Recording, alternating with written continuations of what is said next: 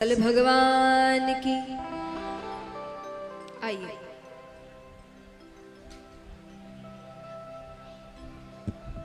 कथा आरंभ करते हैं। बातचीत नहीं,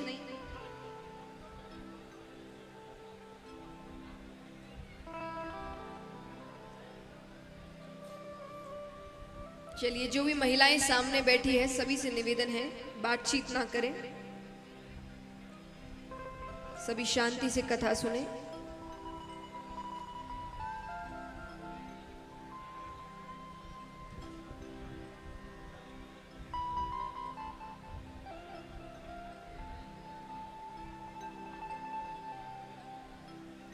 आइए कथा आरंभ करते हैं, पर उससे पहले होमवर्क। बताइए कल कौन कौन सी कथाएं हुई?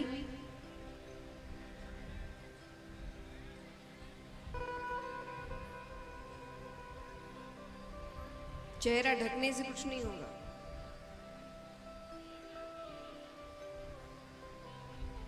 कल कौन कौन सी कथाएं हुई? प्रहलाद चरित्र और इधर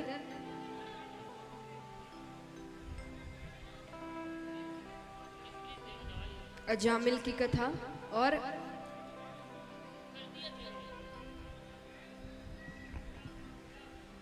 गयासुर की कथा और हो गई अजामिल की कथा।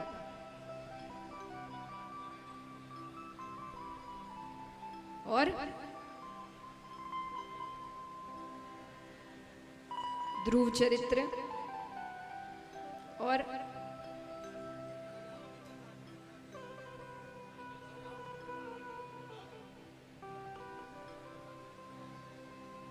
ध्रुव जी के चरित्र, उनके वंश के बारे में।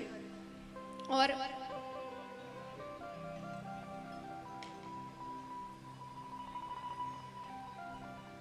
जोर से राजा पृथु, पृथ्वी के बारे में। हाँ, राजा पृथु की कथा। और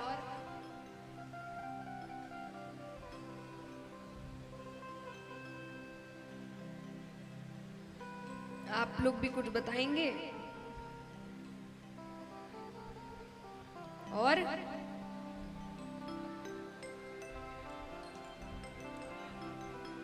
स्वर्ग और नरक के बारे में बताया गया।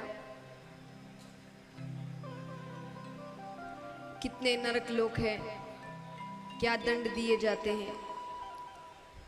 तो ये सारी कथाएं हमने कल सुनी।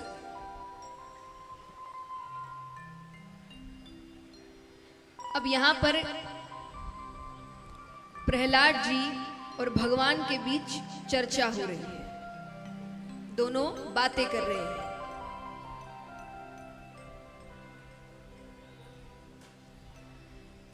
प्रहलाद जी भगवान से कहते हैं कि प्रभु ऐसे तो मैं 5 वर्ष का हूं, लेकिन मेरा विवाह 5 स्त्रियों के साथ हो चुका है। वो 5 स्त्रियां कौन है?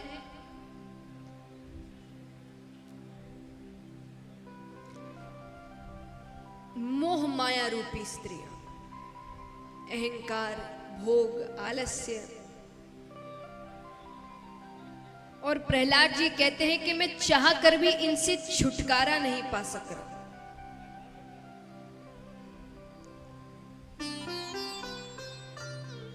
मैंने कोशिश बहुत की लेकिन छुटकारा नहीं मिल रहा।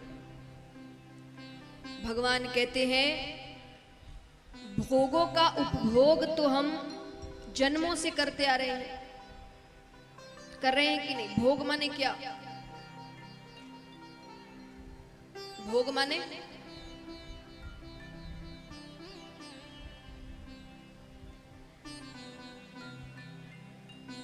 अपनी सांसारिक जरूरतें जो हम पूरी करते हैं वो सब भोग में आता है।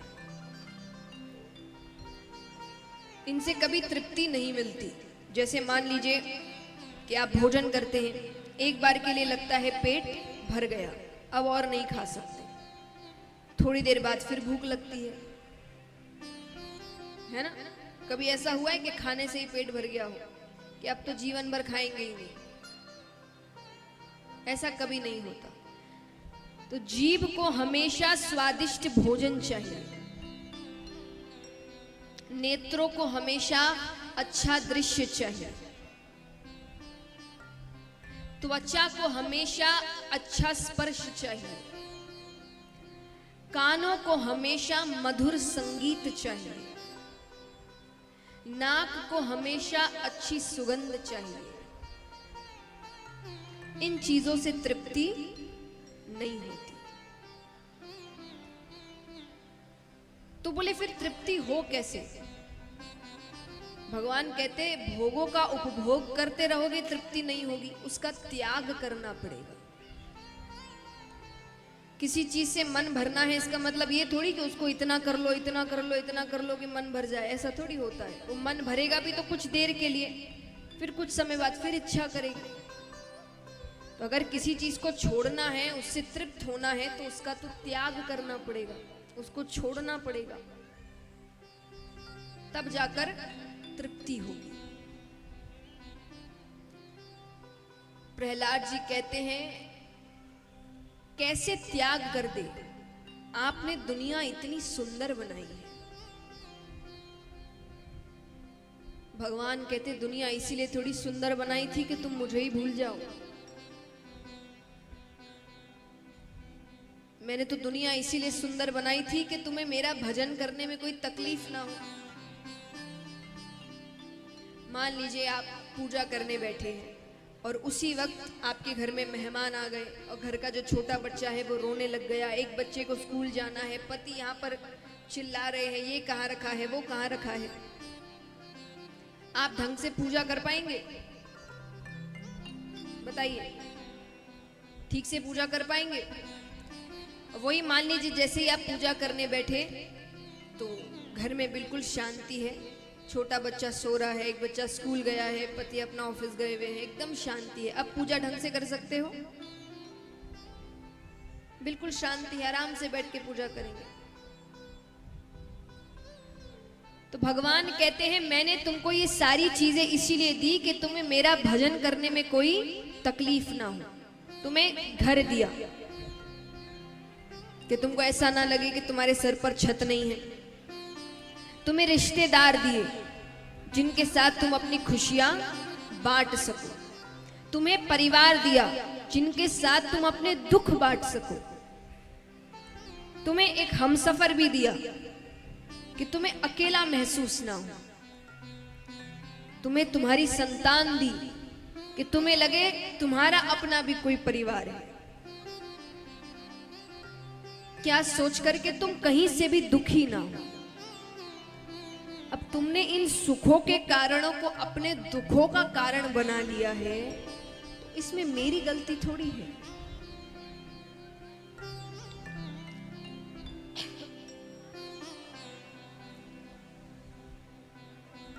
आइए थोड़ी शांति सभी से निवेदन है।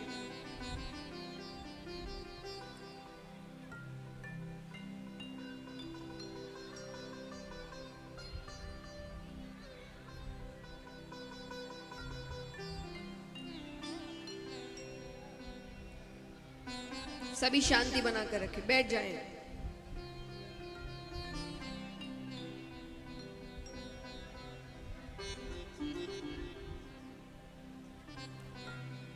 तो यहां पर भगवान कहते हैं कि मैंने तुमको जो दिया तुम्हारे अच्छे के लिए दिया, तुमने उसे अपने दुखों का कारण बना लिया।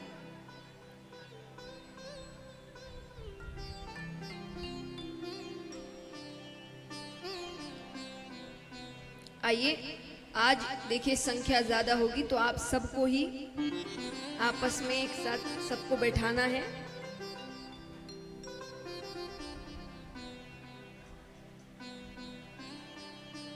जहां जैसे स्थान मिले सब बैठिए।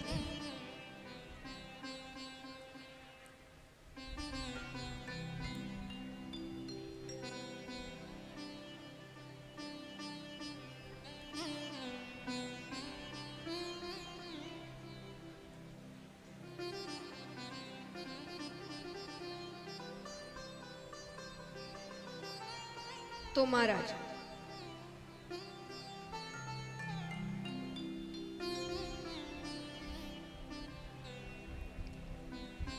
अब यहां पर भगवान यही समझा रहे हैं कि मैंने तो जो किया अच्छे के लिए किया।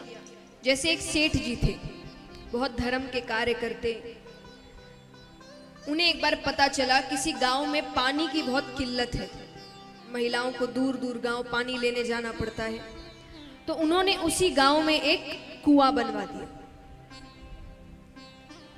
अब महिलाओं के लिए अच्छा हो गया, उनको दूर गांव पानी लेने नहीं जाना पड़ता था। कुछ दिनों बाद उसी कुएं के पास कुछ बच्चे खेल रहे थे। उसमें से एक बच्ची खेलते खेलते कुएं में गिर गई, उसकी मृत्यु हो गई।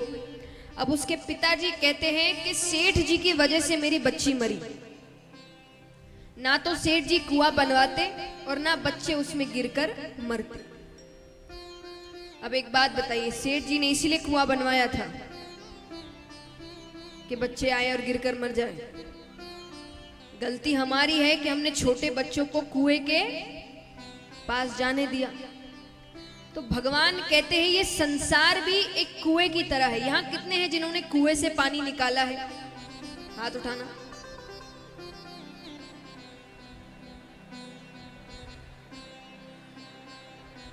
चलिए, अच्छी बात है। हाँ, इतनी बात करने की नहीं जरूरत थी। ठीक है, वेरी गुड। तो सभी ने निकाला है यहाँ पर। तो कुएं से पानी कैसे निकालते हैं बताइए? अंदर जाके खुद अंदर कूदे, फिर बाल्टी से पानी लेके आए, रस्सी से, है ना? बाल्टी नीचे फेंकते रस्सी से। तो संसार ऐसा ही है। संसार एक कुआं है, उसमें बाल्टी फेंक के अपनी जरूरत की चीजें निकालते रहो। खुद अंदर जाकर पानी निकालने की कोशिश करोगे, डूब जाओगे। तो संसार कुएं की तरह है। भगवान यही समझा रहे कि यहां बाहर खड़े रहकर अपनी जरूरत की चीजें लेते रहो। जहां ज्यादा अंदर जाने की कोशिश करोगे, डूब जाओगे, फिर बाहर निकलना मुश्किल पड़ जाएगा। तो भगवान कहते हैं कि मैंने ये दुनिया इतनी सुंदर सिर्फ इसीलिए बनाई थी कि तुम्हें मेरा भजन करने में कोई तकलीफ ना हो, पर तुमने तो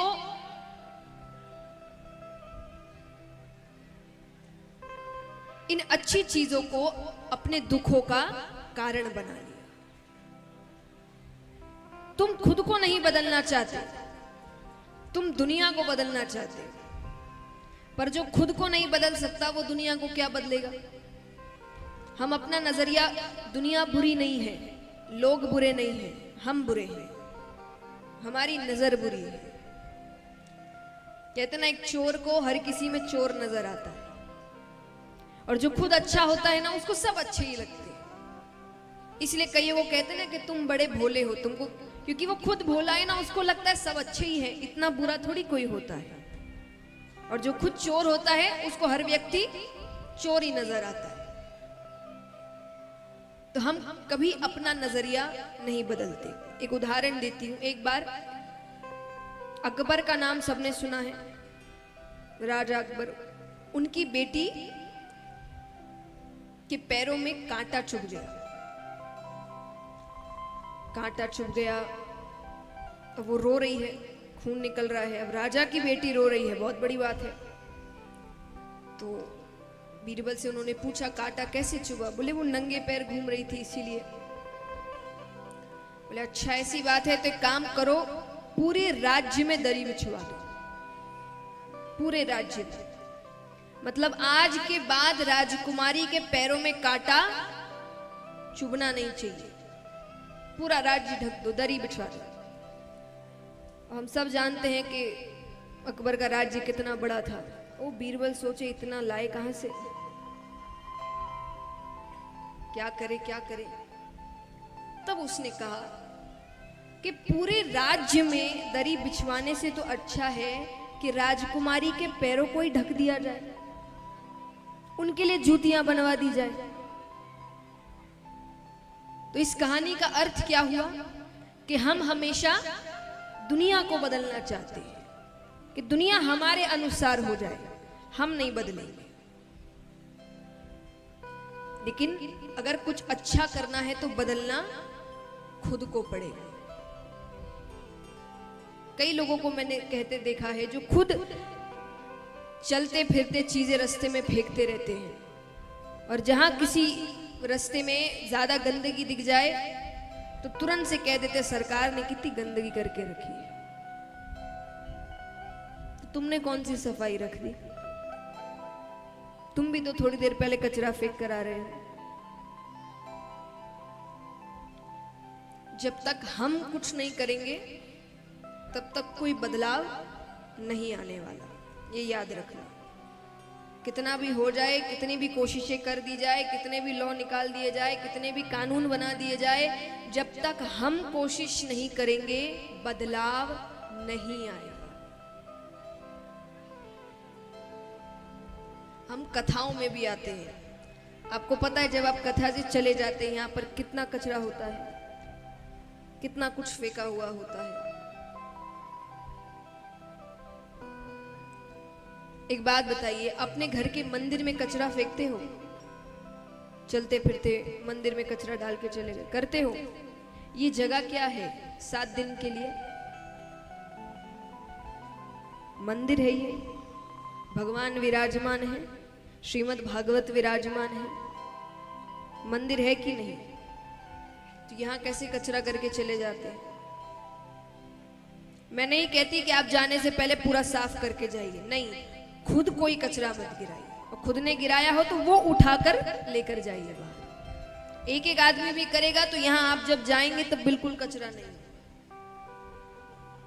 सिर्फ कथा सुनने से थोड़ी होता है, उसको उतारना भी तो है जीवन में, वरना क्या फायदा? जिंदगी भर हजारों श्रीमद् भागवत सुन लेंगे फिर भी बदलाव नहीं आएगा, और लोग फिर क्या कहते हैं, हम तो इतनी कथाएं सुनते हैं फिर भी कुछ बदलाव नहीं आ रहा। तो सुनने से थोड़ी आता है, उसको जीवन में उतारना पड़ेगा।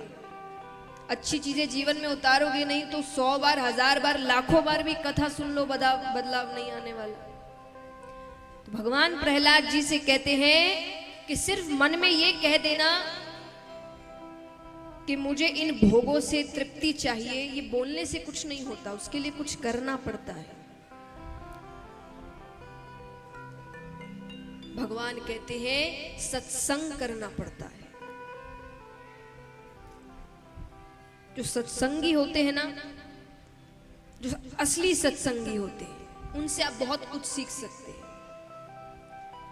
अच्छे सत्संगी कभी भी अपने कारण कहीं पर विवाद नहीं होने देते, कहीं कुछ गलत नहीं होने देते, जबरदस्ती की नफरत नहीं पैदा करते। तो सत्संग अगर जीवन में बदलाव लाना है, कल्याण करवाना है, मोक्ष चाहिए तो सत्संग करना पड़ेगा। ये खास करके मैं पुरुष वर्ग के लिए कहूंगी, क्योंकि ये काफी पूजा पाठ करते हैं, और पुरुष वर्ग में मैंने कईयों को कहते हुए सुना है कि हम ज्यादा पूजा नहीं करते, हम काम करते हैं, पत्नी पूजा करती है, उसका पुण्य हमें मिल जाता है, 1% भी नहीं मिलता। देखिए, पुण्य मिलना और आपके काम होना दो अलग बातें हैं। मान लीजिए उन्होंने आपके किसी काम के लिए पूजा रखी और वो काम हो गया, तो वो काम हुआ है, आपको पुण्य कुछ नहीं मिला, ऊपर कुछ लेकर नहीं गया। पुण्य आपको आपके किए हुए सत्संग से मिलता है। पता चला दोनों ऊपर जाएंगे, पत्नी स्वर्ग जा रही होगी, आप भी पीछे पीछे जाएंगे, भगवान पीछे से सत्संग सिर्फ उसने किया था, तुमने नहीं। तो इसीलिए अगर आपको कल्याण करवाना है तो सत्संग भी आपको ही करना पड़ेगा। मैंने कहा था ना कि किस किस को स्वर्ग जाना है, कितनों को स्वर्ग जाना है यहां पर, तो मरना पड़ेगा उसके लिए। खुद के मरे बिना स्वर्ग भी नहीं मिलता, तो स्वर्ग चाहिए तो सत्संग करना पड़ेगा। कुछ चीजों में बदली नहीं चलती, बदली यानी आपके बदले कोई और कर ले, ये नहीं चलता। पहली चीज भोजन, ऐसा हो सकता है कि हम कह दे भाई मुझे तो जरूरी काम है, मेरे बदले का भोजन कर लो, तो आपका पेट भर जाएगा। शादी, कोई कह दे अरे मेरी जरूरी मीटिंग है, फेरे तुम ले लो, मैं फिर आ जाऊंगा, हो सकता है ऐसा। मृत्यु, मेरे घर में शादी है, तुम मेरे अच्छे दोस्त हो ना, मेरे बदले मर जाओ, कोई करेगा?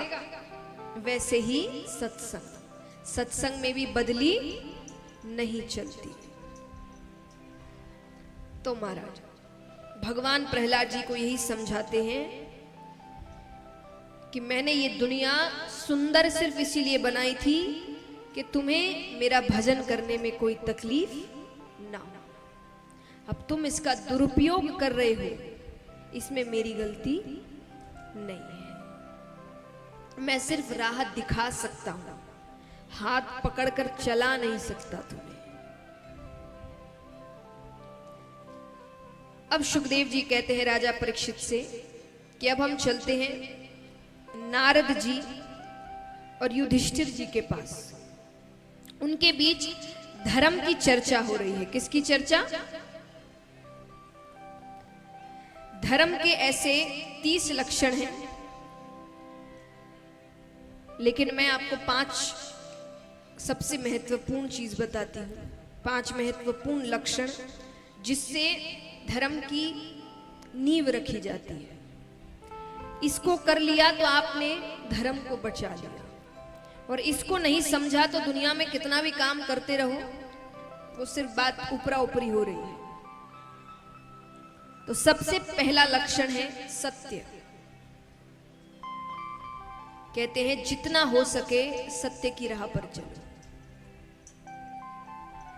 मैंने इसीलिए कहा जितना हो सके। आज के समय में कोई भी सत्यवादी हरिश्चंद्र नहीं है, लेकिन जितना कर सकते हो उतना तो करो। जहां झूठ की जरूरत नहीं वहां झूठ मत बोलिए। एक उदाहरण जैसे मैं देती हूं, मान लीजिए ये भी खास करके पुरुष वर्ग के लिए है। आपने किसी से मिलने का कोई समय बांधा है, कोई मित्र है या कोई काम साथ में काम करने वाला व्यक्ति है। उस समय आपने उसको कहा कि इतने बजे मिलते हैं, वो उतने बजे पहुंच गया। अब वो आपको फोन करे कि भैया कहाँ हो, आपका जवाब क्या होता है? 2 मिनट बस, रास्ते में ही। और असलियत क्या होती है? घर से भी नहीं निकले। यहां पर झूठ की जरूरत थी? क्या होता, सामने वाला थोड़ा सा चिल्ला लेता कि क्या तुम समय बांधकर समय पर नहीं आए, सुन लेते, थोड़ी खून कर देता हमारा वो, थोड़ा सा तो चिल्लाता, सुन लेते। तो यहां पर झूठ की जरूरत, तो जहां झूठ की जरूरत नहीं वहां झूठ मत बोलिए। ये छोटी छोटी चीजें आपको धर्म के राह पर ले जाती है। दूसरी चीज दया, जो आजकल इंसानों में तो खत्म ही हो गई है। मुझे तो ऐसा लगने लगा है कि आजकल इंसानों से ज्यादा जानवरों के अंदर दया हो गई है। वो रास्ते में कुछ गलत होता देख कम से कम भौंकते तो है। वो ये तो जताते हैं कि वो कुछ कर नहीं पा रहे, लेकिन उनको क्रोध आ रहा है। हम तो वो भी नहीं करते, सीधे सीधे वहां से चले जाते हैं। और कई तो चलो चले जाए तो कम से कम तर्क दे देते हैं कि हम तो इतने दयालु हैं कि हमसे तो देखा ही नहीं जाता, इसलिए हम चले जाते हैं। पर आजकल वो भी नहीं है, वहीं खड़े रहते हैं, देखते रहते हैं, और साथ ही साथ एक और क्रूरता का कार्य करते हैं। क्या करते हैं? वीडियो बनाते हैं। कोई तकलीफ में है, कोई चिल्ला रहा है या कोई रो रहा है, वो पीड़ा में है, हम खड़े होकर वीडियो बना रहे हैं। कहां है दया? मैं नहीं कहती अपनी जान को जोखिम में डाल के मदद करो, नहीं, सबको अपनी जान बहुत प्यारी है। लेकिन कई बार ऐसा होता है कि राह चलते चलते कुछ गलत हरकतें होती है, हम देखते हैं, हमें पता है, हम एक आवाज थोड़ी सी ऊंची करेंगे और वो हरकत वहीं बंद हो जाएगी, हम वो भी नहीं करते, हमें क्या। लेकिन एक बात याद रखना, चीजें घूम कर आती है। आज जब सामने किसी को आपकी मदद की जरूरत है, उसकी नजरें ढूंढ रही है कि कोई मेरी मदद कर दे, और तब हम सामने से ये सोचकर निकल रहे हैं कि हमें क्या, तो कल एक दिन ऐसा आएगा जिस दिन हमें किसी की जरूरत होगी और हमारी आंखें ढूंढ रही होगी कोई मदद कर दे, और तब सामने से लोग ये सोचकर निकल रहे होंगे कि हमें क्या। चीजें घूमकर आती है, दुनिया गोल है, ऐसे ही नहीं है। भगवान ने हर चीज बहुत सही तरीके से बनाई है, सब कुछ बताने को कि हर चीज घूम कर आएगी तुम्हारे पास, जो करोगे वही मिलेगा। तो दया एक ऐसी चीज है जो हमें असल में मनुष्य बनाती है। भगवान ने 2-3 चीजें तो हमें अलग दी है जानवरों से, वरना हम में और उनमें फर्क ही कितना है। वो भी क्या कर अपना पेट भरते हैं, बच्चे पैदा करते हैं, हम भी पैसा कमा के पेट भरने के लिए काम करते हैं, बच्चे पैदा करते हैं। हम में और उनमें फर्क ही कितना है। फर्क ये है कि हमारे पास बुद्धि है, भावनाएं हैं, अलग तरीके से दया है, काम करने की क्षमता है। उसका अगर इस्तेमाल ही नहीं करना है तो भगवान कहेंगे गलती की इसको इंसान बनाकर, मेरा तो एक जन्म ही वेस्ट हो गया। तो दूसरा लक्षण है धर्म का दया। तीसरा लक्षण है पवित्रता।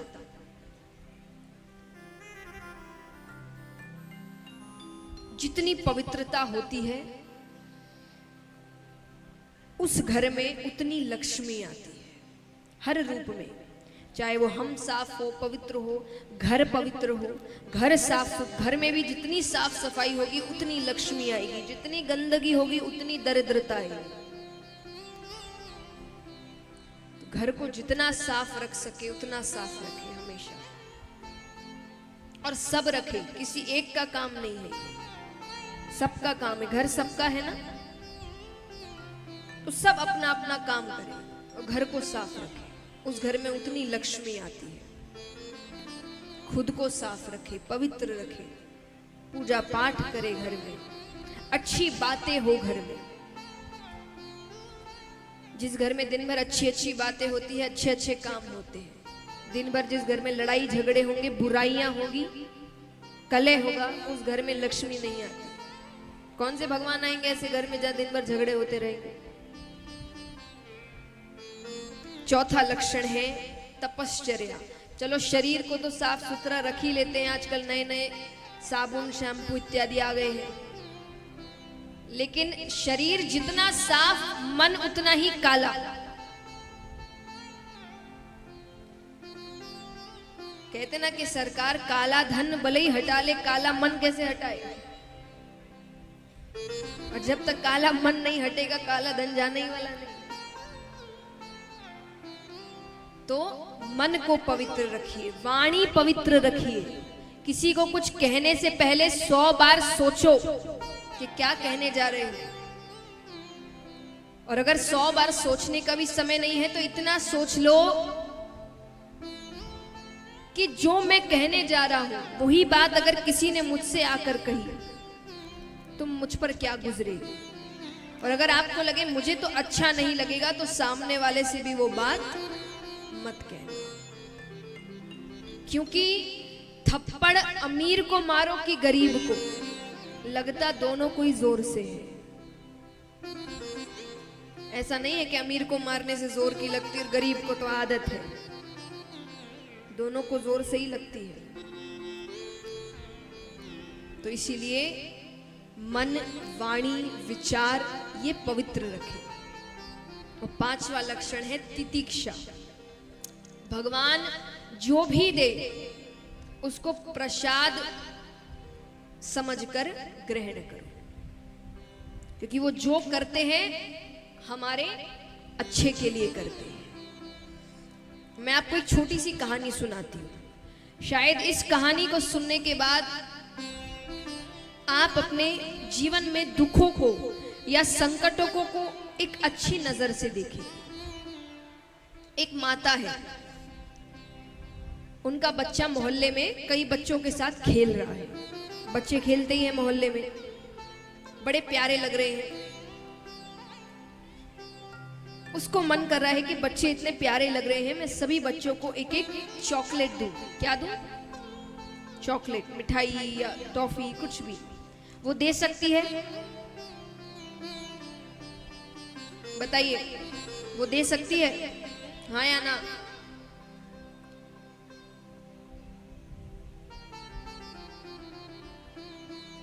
आपको कोई बच्चा प्यारा लगा है, आपको मन है कि मैं उसको चॉकलेट दूं, आप दे सकते हैं?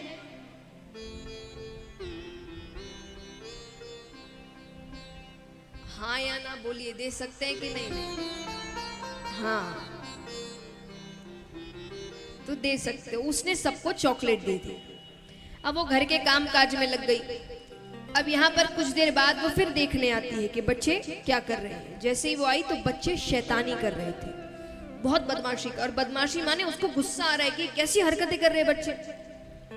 उसको इतना गुस्सा आया कि उसका मन किया सभी बच्चों को खींच के एक थप्पड़ मारो। वो सबको थप्पड़ मार सकती है, किसको मार सकती है? सिर्फ अपने बच्चे को। तो भगवान सुख यानी चॉकलेट सबको देते हैं, लेकिन दुख यानी थप्पड़ सिर्फ अपने बच्चे को मारते हैं। यानी थप्पड़ माने क्या होता है? बच्चे ने गलती करी तो सजा मिली। इसीलिए तो माँ बाप मारते हैं ना, कि नहीं, माँ बाप सोचते बोर हो रहे हैं, चलो बच्चे को मारते हैं। ऐसे कोई माँ बाप करते हैं क्या कि आज कोई काम ही नहीं है करने को, चलो बच्चे को बुलाओ भाई?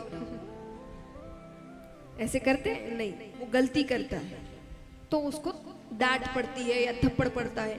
तो भगवान भी यही करते। भगवान थोड़ी ऊपर बैठे बैठे के कोई काम नहीं करने को चलो दुख देते हैं। आप गलती करते हैं जिसकी सजा मिलती है, तो सजा तो भगवान तभी देंगे जब आपको अपना बच्चा समझते होंगे। नहीं समझेंगे तो मुझे क्या, कर जो करना है। तो अगली बार जब भी दुख आए तो ये समझना कि भगवान ने कम से कम अपना बच्चा तो समझा। कोई ना कोई तो गलती करी थी जिसकी सजा मिली है मुझे। तो उस समय ये सोचना कि गलती कौन सी करी मैंने, क्या गलती हुई जिसकी सजा मुझे आज मिल रही है। तो ये पांचवा लक्षण है धर्म का, तितिक्षा। यानी भगवान जो भी दे उसको प्रसाद समझकर ग्रहण कर। इस प्रकार नारद जी और युधिष्ठिर जी के बीच